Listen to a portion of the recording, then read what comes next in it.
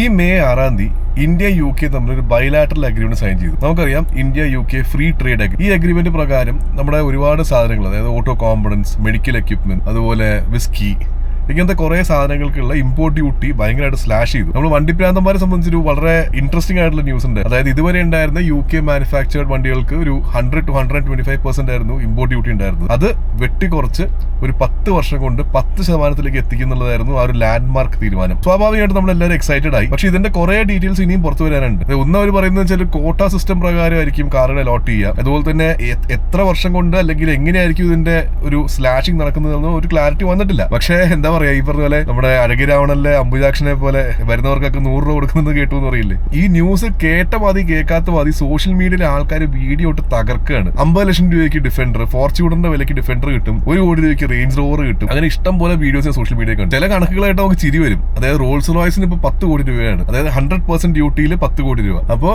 അത് 10% ആകുമ്പോഴത്തേക്കും 1 കോടി രൂപയ്ക്ക് റോൾസ് റോയ്സ് കിട്ടുന്നുള്ളൊക്കെ വീഡിയോസ് ഇഷ്ടം പോലെ നടക്കുന്നുണ്ട് സോഷ്യൽ മീഡിയയിൽ. സോഷ്യൽ മീഡിയയുടെ കാര്യം തന്നെ പോട്ടെ എന്ന് വെക്കാം, എന്തൊക്കെ കോമാളിത്തരങ്ങൾ ഓരോ ദിവസം കാണുന്നത്. പക്ഷേ മലയാളത്തിലെ ചില മെയിൻ സ്ട്രീം ചാനലുകളും ഈ വീഡിയോ ഇതുപോലെ തന്നെ പോസ്റ്റ് ചെയ്തിട്ടുണ്ടായിരുന്നു. ഇവരൊക്കെ ജേർണലിസ്റ്റുകളല്ലേ, അവർക്കൊരു 5 മിനിറ്റ് ഇരുന്ന് ഒന്ന് ഫാക്ട് ചെക്ക് ചെയ്ത് കഴിഞ്ഞാൽ ഇതിന്റെ ശരിക്കുള്ള പിക്ചർ കിട്ടുമല്ലോ. അപ്പൊ അത് ഒരു ഈ വ്യൂവിന് വേണ്ടി അല്ലെങ്കിൽ ക്ലിക്കിന് വേണ്ടിയിട്ട് ഇവർ ഇങ്ങനെ കാണിക്കാനാകുമ്പോൾ സത്യം പറഞ്ഞ കുറച്ച് വിഷമം തോന്നി.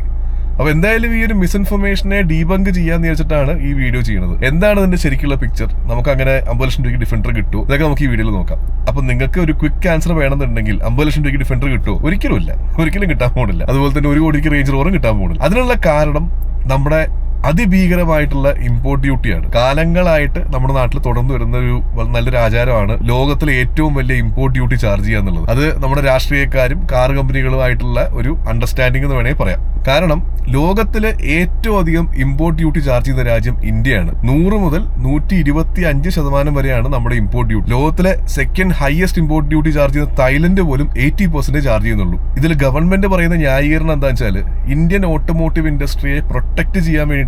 പക്ഷേ ഈ പ്രൊട്ടക്ഷനിസം കാരണം നമ്മുടെ ഇന്ത്യൻ ഇൻഡസ്ട്രി എത്രത്തോളം പുറകോട്ട് വന്നു എന്നുള്ളത് നമ്മുടെ പഴയ ഫസ്റ്റ് എപ്പിസോഡിൽ നമ്മൾ ഡീറ്റെയിൽഡ് ആയിട്ട് പറഞ്ഞിട്ടുണ്ടായിരുന്നു. സോ ഇവർ ആരെയാണ് പ്രൊട്ടക്ട് ചെയ്യാൻ നോക്കുന്നത്? മാരുതി ഉദ്യോഗം എന്ന് പറഞ്ഞാൽ ഇന്ന് ലോകത്തിലെ തന്നെ ഏറ്റവും വലിയ കാർ കമ്പനികളിൽ ഒന്നാണ്.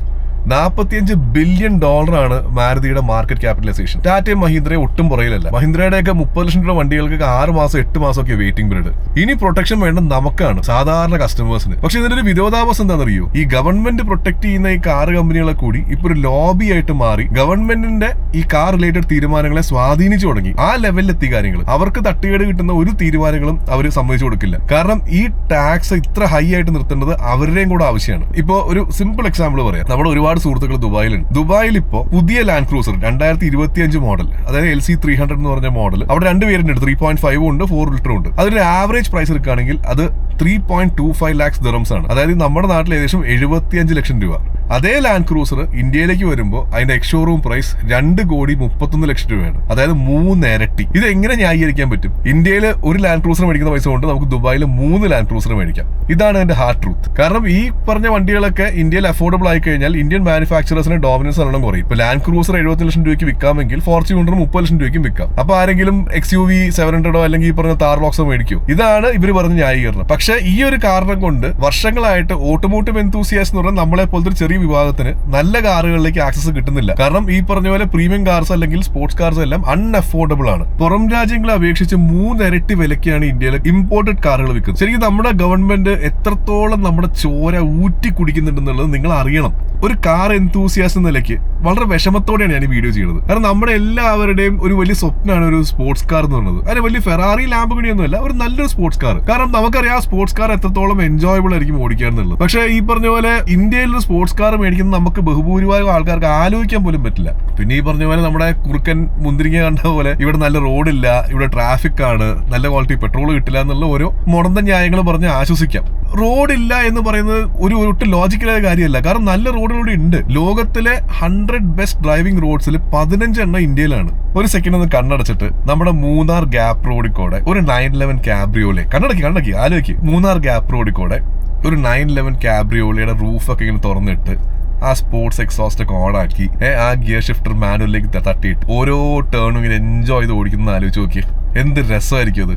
നല്ല ഒന്നാമതൊരു റോഡല്ലേ. നല്ല ഒന്നാം തരം വണ്ടിയല്ലേ. ഓക്കെ, ഇനി കണ്ണുറന്നു. Snap back to reality. ഇത് നമുക്ക് സ്വപ്നം കാണാന്നല്ലാതെ മേടിക്കാൻ പറ്റും. അതാണ് ഇതിന്റെ ഹാർഡ് ട്രൂ. അല്ലാതെ ഇവിടെ റോഡില്ലാഞ്ഞിട്ടോ അല്ലെങ്കിൽ ഈ പറഞ്ഞ പോലെ സൗകര്യങ്ങളില്ലാഞ്ഞിട്ടോ ഒന്നുമല്ല. ഇവിടുത്തെ ഒടുക്കത്തെ ടാക്സ് കാരണമാണ്. ഇന്ത്യയിൽ $40,000 മുകളിൽ വാല്യൂ ഉള്ള ഏത് കാർ ഇമ്പോർട്ട് ചെയ്താലും ആദ്യം അപ്ലൈ ചെയ്യുന്നത് BCD ആണ്, അതായത് ബേസിക് കസ്റ്റം ഡ്യൂട്ടി.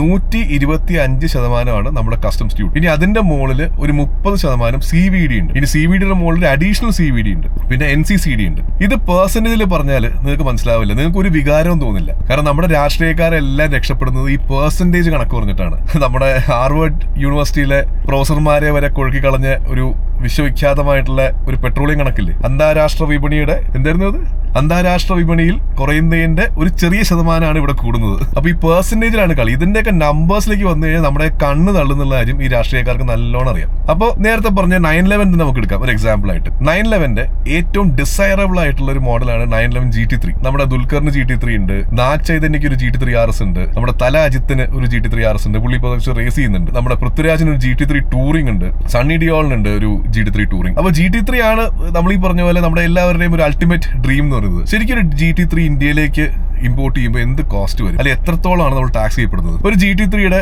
ഒരു വാല്യൂ കമ്പ്യൂട്ട് ചെയ്യുന്നത് അതിന്റെ CIF വാല്യൂലാണ്. CIF എന്ന് പറഞ്ഞാൽ കോസ്റ്റ്, ഇൻഷുറൻസ് ആൻഡ് ഫ്രൈറ്റ്. ഫാക്ടറിയിൽ ഉണ്ടാക്കി ഷിപ്പിൽ കയറ്റി ഇൻഷുറൻസ് എടുത്ത് ഇവിടെ കൊണ്ട് എത്തിക്കുന്നതാണ് ഈ പറഞ്ഞ CIF വാല്യൂ. അപ്പോൾ GT3യുടെ ഒരു CIF വാല്യൂ എന്ന് പറഞ്ഞാൽ ഏകദേശം 1,10,00,000 രൂപ എടുത്ത് വരും. കാൽക്കുലേഷൻ എളുപ്പം വേണ്ടി ഒരു 1 crore റൗണ്ട് ചെയ്യാം. സോ വണ്ടിയുടെ വാല്യൂ 1 crore. ഇനിയാണ് കളി തുടങ്ങുന്നത്.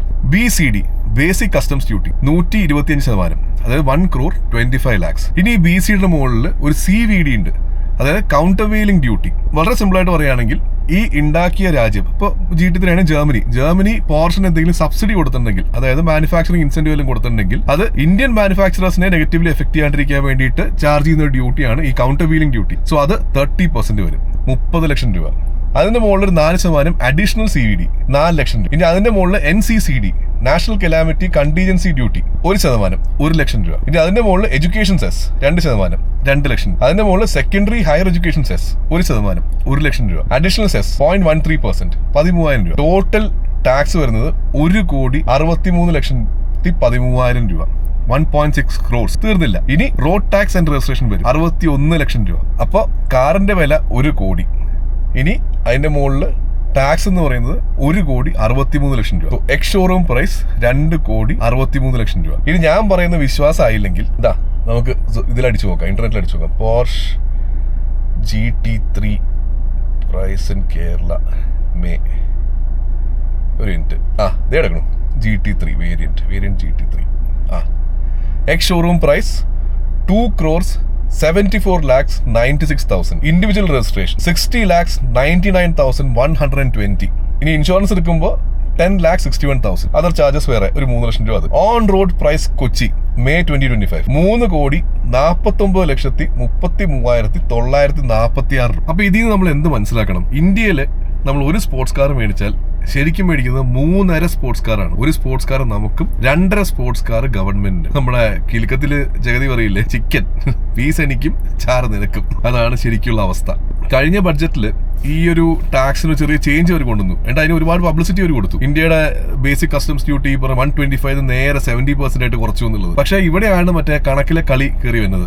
ഈ എമൗണ്ട് 70%ലേക്ക് വന്നപ്പോൾ അതിന്റെ കൂടെ ഒരു 28% IGST ആഡ് ചെയ്തു.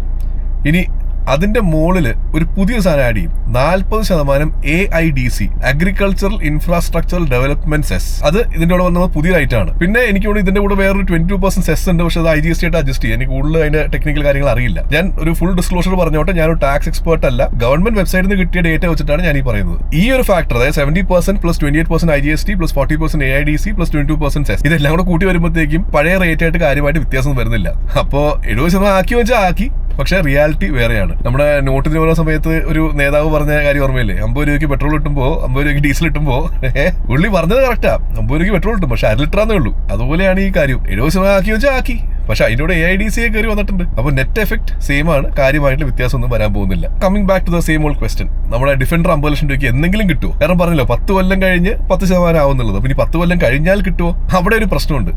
അതായത് ഒന്നാമത്തെ കാര്യം, ഡിഫൻഡർ UK-ലല്ല ഉണ്ടാക്കണേ, അത് സ്ലോവാക്യയിലാണ് ഉണ്ടാക്കണേ. അവിടെ നിട്ര എന്ന് പറഞ്ഞൊരു സ്ഥലത്താണുള്ള ഫാക്ടറിയിലാണ് ഡിഫൻഡർ ഉണ്ടാക്കണേ. സ്ലോവാക്യ യൂറോപ്യൻ യൂണിയന്റെ കീഴിലാണ്. പക്ഷെ അവിടെ ഒരു ഹൈലൈറ്റ് ഉണ്ട്, കാരണം യൂറോപ്യൻ യൂണിയനും ഈ ഇന്ത്യയോട് ഒരു ഇതുപോലെ തന്നെ 0 ടാരിഫ് അല്ലെങ്കിൽ വളരെ ലോ ടാരിഫിന് വേണ്ടിയിട്ട് വർഷങ്ങളായിട്ട് നെഗോഷിയേറ്റ് ചെയ്തിരിക്കുന്നുണ്ട്. ഇനി ഈ ഇന്ത്യ UK FTA വന്നതുകൊണ്ട് ഉറപ്പായിട്ടും ഒരു India EU free trade agreement കൂടെ ഉടനെ തന്നെ ഉണ്ടാവുന്നതായിരിക്കും. അപ്പോൾ നാച്ചുറലി കുറയേണ്ടതാണല്ലോ. പക്ഷെ അവിടെ ഉണ്ട് പ്രശ്നം. അതായത് ഈ കാര്യത്തിൽ ഒരു 4 ദിവസം മുമ്പ് JLRന്റെ ജാഗ്വർ ലാൻഡ് റോവറിന്റെ CFO തന്നെ ഒരു ക്ലാരിറ്റി തന്നിട്ടുണ്ട്. അവര് സ്ലോവാക്യയിൽ നിന്ന് ഡിഫൻഡറിന്റെ മാനുഫാക്ചറിങ് ഇന്ത്യയിലേക്ക് ഷിഫ്റ്റ് ചെയ്യാൻ പോവാണ്. തമിഴ്നാട്ടിൽ JLRന്റെ ഒരു മെഗാ പ്ലാന്റ് വരുന്നുണ്ട്. അത് ഇനീഷ്യലി EVകൾക്ക് വേണ്ടിയിട്ടായിരുന്നു. പക്ഷെ ഇപ്പോൾ ഒരു ആ EV പ്ലാൻ ഒന്ന് ഹോൾഡ് ചെയ്തേക്കാണ്. കാരണം എന്തോ സപ്ലൈ ചെയിൻ ഇഷ്യൂവും കോസ്റ്റ് ഓഫ് പ്രൊഡക്ഷൻ എല്ലാം വെച്ച് നോക്കുമ്പോഴത്തേക്കും അവർക്ക് വയബിൾ അല്ല എന്ന് പറഞ്ഞിട്ട്. സോ ആ പ്ലാന്റിനെ യൂട്ടിലൈസ് ചെയ്യണമല്ലോ. അപ്പൊ അവര് ഡിഫൻഡറിനെ പതുക്കെ ഇന്ത്യയിലേക്ക് കൊണ്ടുവരാൻ പോവാണ്. CKD റൂട്ട് വഴി. ഈ പറഞ്ഞ ഒരു ഫാക്ടറിയിൽ അപ്ലൈ ചെയ്യില്ല. കാരണം CBUനാണ് ഈ ടാക്സ് റിഡക്ഷൻ ഉള്ളത്. ഇന്ത്യയിലേക്ക് ഇമ്പോർട്ടഡ് കാറുകൾ പ്രധാനമായിട്ട് 3 രീതിയിലാണ് വരുന്നത്. ഒന്ന് CBU, കംപ്ലീറ്റ്ലി ബിൽഡ് യൂണിറ്റ്, എല്ലാം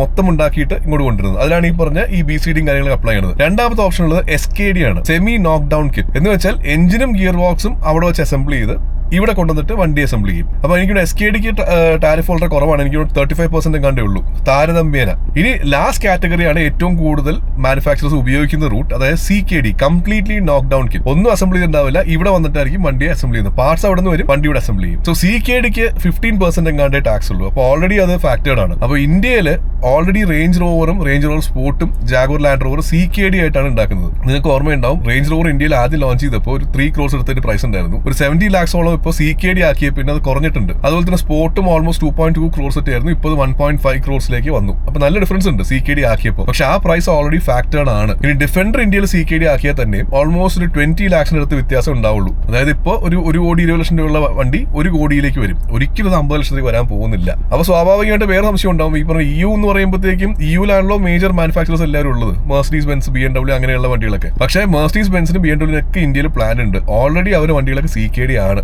അവരുടെ പ്രൈസിനും കാര്യമായിട്ടുള്ള മാറ്റമൊന്നും വരാൻ പോകുന്നില്ല. പിന്നെ ആർക്കാണ് അതിന്റെ ശരിക്കും ബെനിഫിറ്റ് കിട്ടാൻ പോകുന്നത്? ഒരു മേജർ ബെനിഫിറ്റ് കിട്ടാൻ പോകുന്നത് ഓട്ടോ കോമ്പണന്റ് മാനുഫാക്ചറേഴ്സിനാണ്. ഈ കാർ സ്പെയർ പാർട്സ് ഉണ്ടാക്കുന്നവർക്ക് വലിയൊരു ബെനിഫിറ്റ് കിട്ടും ഈ ടാരിഫിൽ ഡിഫറൻസ് വരുമ്പോൾ. രണ്ടാമത്തെ ബെനിഫിറ്റ് കിട്ടാൻ പോകുന്നത്, അതാണ് അതിന്റെ ഐറണി, അതായത് രണ്ടാമത്തെ മെയിൻ ബെനിഫിറ്റ് കിട്ടാൻ പോകുന്ന ആൾക്കാർ ഈ ബെനിഫിറ്റ് ആവശ്യമില്ലാത്ത ആൾക്കാരാണ്. അതായത് അൾട്രാ റിച്ച് ആയിട്ടുള്ള car buyers. For example Rolls Royce, Bentley, Aston Martin, McLaren പോലത്തെ കാറുകൾ മേടിക്കുന്ന അവർക്കാണ് ഇതിന്റെ ഏറ്റവും വലിയ ബെനിഫിറ്റ് കിട്ടാൻ പോകുന്നത്. കാരണം 10 വർഷം കഴിയുമ്പോഴത്തേക്കും ഈ പറഞ്ഞ റോൾസ് റോയ്സിന്റെ ബെന്റ്ലിയുടെ ഒക്കെ പ്രൈസ് കുറഞ്ഞ് ഒരു അവർക്ക് റീസണബിൾ ആയ ലെവൽ, അതായത് അറ്റ്ലീസ്റ്റ് ഒരു ഹാഫ് എന്ന് പറയാൻ പറ്റില്ലെങ്കിലും again it all depends on how well this executed. ഇതിന്റെ മുകളിൽ AIDCയും IGSTയും മറ്റു സാധനങ്ങൾ കയറ്റി കഴിഞ്ഞാൽ വലിയ വ്യത്യാസം ഉണ്ടാകാൻ പോകില്ല. അതൊന്നും ഇല്ലാതെ ഇതിനെ ഈ പറഞ്ഞ ടേംസ് വെച്ച് എക്സിക്യൂട്ട് ചെയ്യുകയാണെങ്കിൽ ഒരു പക്ഷേ ചെറിയ പ്രൈസ് ഡിഫറൻസ് വന്നേക്കാം. പക്ഷേ ഇത്രയും ആസ്തിയുള്ള എടുത്തിന് ഈ പ്രൈസ് ഡിഫറൻസ് കാര്യമായിട്ടുള്ള വ്യത്യാസം വരുന്ന എനിക്ക് തോന്നുന്നില്ല. അപ്പൊ നമ്മളെ പോലെ സാധാരണ എന്തൂസിയസ്റ്റുകൾക്ക് കാര്യമായിട്ടുള്ള വലിയ ബെനിഫിറ്റ് ഒന്നും കിട്ടാൻ പോകുന്നില്ല. ഈ പറഞ്ഞ ആസ്റ്റൺ മാർട്ടിൻ ആണെങ്കിലും അത് 2 crore അല്ലെങ്കിൽ 3 crore പ്ലസ് ആയിരിക്കും അതിന്റെ എൻട്രി പ്രൈസ് പോയിന്റ് തന്നെ. മെക്ലാരൻ ആണെങ്കിലും സിമിലർ സിറ്റുവേഷൻ ആണ്. ഇതിലൊരു ഇൻട്രസ്റ്റിംഗ് കാര്യം എന്ന് പറഞ്ഞാൽ ആസ്റ്റൺ മാർട്ടിനും മെക്ലാരനും ബാങ്ക്രപ്സിയുടെ അടുത്താണ്. വളരെ മോശം അവസ്ഥയാണ് രണ്ട് കമ്പനികളും ഫിനാൻഷ്യലി. സോ ഈ 10 വർഷം ആകുമ്പോഴത്തേക്ക് ആ കമ്പനികൾ ഉണ്ടാവോ, മിക്കവാറും ആരെങ്കിലും ബെയിൽ ഔട്ട് ചെയ്തിട്ടുണ്ടെങ്കിൽ ഉണ്ടാവും, അറിയില്ല. പക്ഷെ അങ്ങനെ കുറെ കോംപ്ലിക്കേഷൻ നടക്കുന്നുണ്ട്. നമ്മൾ ഒരുപാട് എക്സൈറ്റഡ് ആവേണ്ട ആവശ്യമില്ല. ചെറിയൊരു ഡിഫറൻസേ വരാൻ പോകുന്നുള്ളൂ. പക്ഷെ ഇൻ ദ ലോങ് റൺ ഇതൊരു നല്ല കാര്യം തന്നെയാണ്. കാരണം ലോങ് റണ്ണിൽ ഇന്ത്യക്ക് ഒരു മാസീവ് ഓപ്പർച്യൂണിറ്റി ഈ ഒരു ഫ്രീ ട്രേഡ് അഗ്രിമെന്റിൽ ഒളിഞ്ഞിടപ്പുണ്ട്. പ്രോപ്പറായിട്ട് എക്സിക്യൂട്ട് ചെയ്യുകയാണെങ്കിൽ നമ്മുടെ GDP നല്ലോണം ബൂസ്റ്റ് ചെയ്യാൻ പറ്റും. അതുപോലെ തന്നെ ഇന്ത്യക്ക് വേൾഡിൽ തന്നെ ഒരു മേജർ ഓട്ടോമോട്ടീവ് മാനുഫാക്ചർ ആയിട്ട് മാറാനും പറ്റും. അത് പക്ഷേ ഞാൻ ഈ വീഡിയോയിൽ പറഞ്ഞാൽ ഒരുപാട് നീളം കൂടി. അതിനെക്കുറിച്ച് ഡീറ്റെയിൽ ആയിട്ട് വീഡിയോ വേണേൽ ചെയ്യാം. താല്പര്യം ഉണ്ടെങ്കിൽ നിങ്ങൾ കമന്റ്സിൽ നിന്ന് പറയാം. നിങ്ങളുടെ ഫീഡ്ബാക്ക് അറിയാൻ എനിക്ക് ജെനുവിൻലി ഇൻട്രസ്റ്റഡ് ആണ്. കാരണം കമന്റ്സ് വന്നാലേ നിങ്ങൾക്ക് എന്താണ് നിങ്ങളുടെ ഫീലിംഗ് എന്താണെന്ന് അറിയാൻ പറ്റുള്ളൂ. So please comment and let me no your feedback. ഇതുപോലെ വീഡിയോസ് ചെയ്യുന്ന ഇഷ്ടമാണോ എന്ന് പറഞ്ഞ് എനിക്ക് അറിഞ്ഞാൽ കൊള്ളാമെന്നുണ്ട്. കാരണം എന്റെ ഫ്രണ്ട്സ് ഒക്കെ എന്നെ എപ്പോഴും ചീത്ത പറയും, നീ എന്താ വീഡിയോ ഇടാത്തതെന്നുള്ളത്. എനിക്കൊരു പ്രശ്നമുണ്ട്, ഞാൻ ഈ പെർഫെക്ഷൻ നോക്കി പോകും. അപ്പോൾ നമ്മൾ ആ ഏറ്റവും ഹയസ്റ്റ് ക്വാളിറ്റിയിൽ വീഡിയോ ഷൂട്ട് ചെയ്യണമെന്നൊക്കെ വിചാരിച്ചിരിക്കുമ്പോൾ അൾട്ടിമേറ്റ്ലി ഒന്നും നടക്കില്ല. കാരണം നമുക്ക് ആ സമയം കണ്ടെത്തി അതിനുവേണ്ടി ഇരിക്കാനുള്ളൊരു സാവകാശം കിട്ടിയില്ല അതുവരെ. അതുകൊണ്ടാണ് വീഡിയോസ് ഇടാൻ പറ്റാഞ്ഞത്. അപ്പോൾ ഞാൻ വെച്ചാൽ പിന്നെ ഇങ്ങനെ ഒരു 1-to-1 എന്ന രീതിയിൽ ഒരു വളരെ റോ ആയിട്ട് വീഡിയോ എടുത്തു കഴിഞ്ഞാൽ നിങ്ങൾ ഓക്കെ ആയിരിക്കുമോ, എനിക്ക് അറിഞ്ഞാൽ കൊള്ളാം എന്റെ ഓഡിയോ ക്ലിയർ ആണോ. ഇങ്ങനെ വീഡിയോ ചെയ്താൽ എനിക്ക് കുറച്ചും കൂടെ ഫ്രീക്വൻസിയിൽ വീഡിയോ പോസ്റ്റ് ചെയ്യാൻ പറ്റും. ഇതുപോലത്തെ കാര്യങ്ങളൊക്കെ ഷെയർ ചെയ്യാൻ പറ്റുകയും ചെയ്യും. സോ പ്ലീസ് നിങ്ങളുടെ ഫീഡ്ബാക്ക് ഒന്ന് കമന്റ് സെക്ഷനിൽ ഇടുകയാണെങ്കിൽ എനിക്ക് അറിയാൻ പറ്റും. എനിക്ക് ജെനുവിൻലി അറിയാൻ താല്പര്യമുള്ളതുകൊണ്ടാണ്. So thank you for watching and drive safe.